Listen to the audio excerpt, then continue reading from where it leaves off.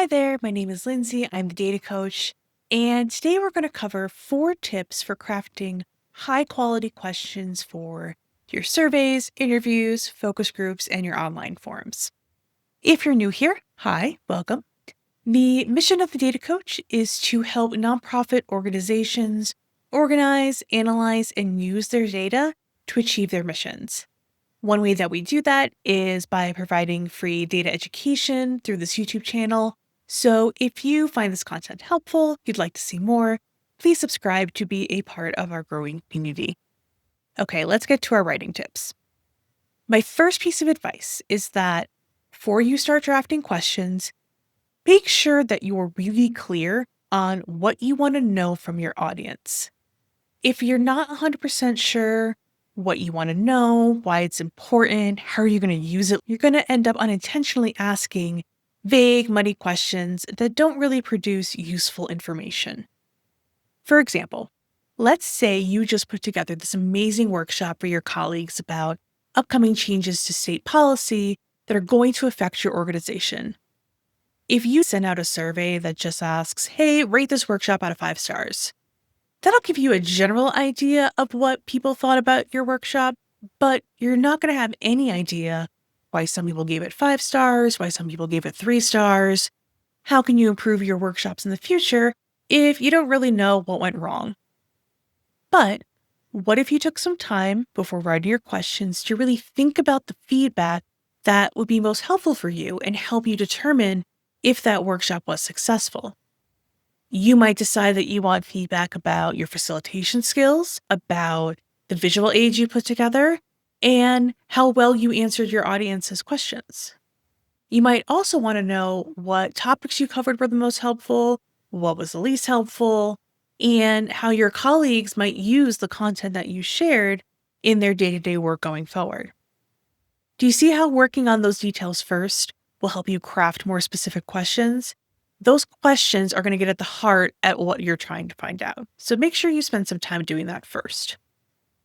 Second, ask about one thing at a time. One thing that I see pretty often is organizations trying to ask their audiences multiple questions at the same time. So here's an example of a survey question that does this. Did the facilitator create a safe and welcoming learning environment for their students? Yes, no, not sure. Now, safe and welcoming environment is a phrase that a lot of us use to describe a setting that allows people to feel comfortable, feel relaxed, and that they can ask questions freely without judgment. It almost becomes one word, safe and welcoming learning environments. But what if someone thought that, sure, the facilitator welcomed me, like they said hello, but throughout the session, that person really didn't feel comfortable asking questions or engaging in the conversation because of something the facilitator was doing? There's no real way for them to answer the question that you proposed, right? As another example, I'll sometimes see this in a list of interview or focus group questions. Can you tell me about a time where you felt frustrated at work? When did it happen? What was the cause? How did you react? And what steps did you take to try to resolve the problem? Here's the thing. I'm still thinking about your first question by the time you've asked your fourth. I didn't hear the rest of it. Remember that everyone processes verbal information at different speeds. So instead of maybe potentially overwhelming people, ask one key question first. Tell me about a time you felt frustrated at work. Let people tell you their story. And then if there's something you'd like to follow up on or get clarity on, ask one follow-up question at a time. Third tip, avoid using jargon. You know what I'm talking about. Those phrases and acronyms that we love to throw around in the nonprofit sector to signal we are nonprofit people that are doing nonprofit things. Our CRMs, our RFPs, CFREs, our CTAs. Your nonprofit probably has a language of its very own. When I was working in public policy, I worked on issues related to children, youth, and families, childhood trauma, juvenile justice, all sorts of things. My projects included the CTTF, JJDPA, STPP, and SCFR. Do you know what that means? I barely remember what it means. Can you imagine trying to talk to me? Impossible. These phrases and acronyms will sometimes find their way into our survey and interview questions, and that makes sense, right? This is how we talk. And we assume that other people talk like that too. Don't assume that everyone speaks in the same way that you do, even if you think that they should, looking at you, board members.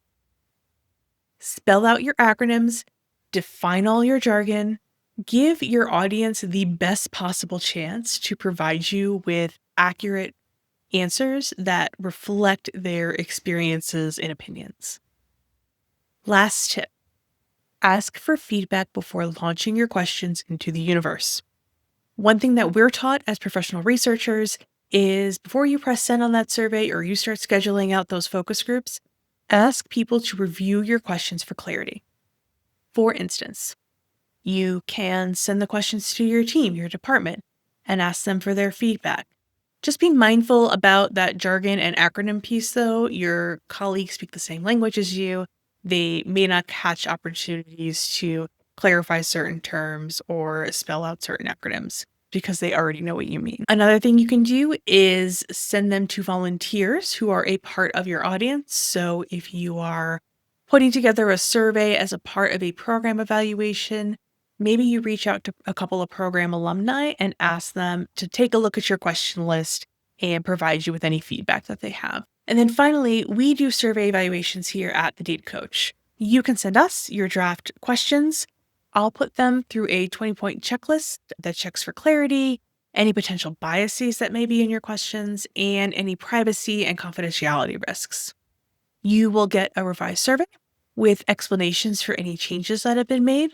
Plus, I'm available for any follow-up questions you may have once you received the revised version. Whatever you choose to do, just make sure that someone else has eyes on your questions before they go out into the world. So that's it. 4 quick tips for asking better questions for your surveys, interviews, focus groups, and online forums. Please leave any questions that you have in the comments, and we'll see you next time. Thanks. Bye.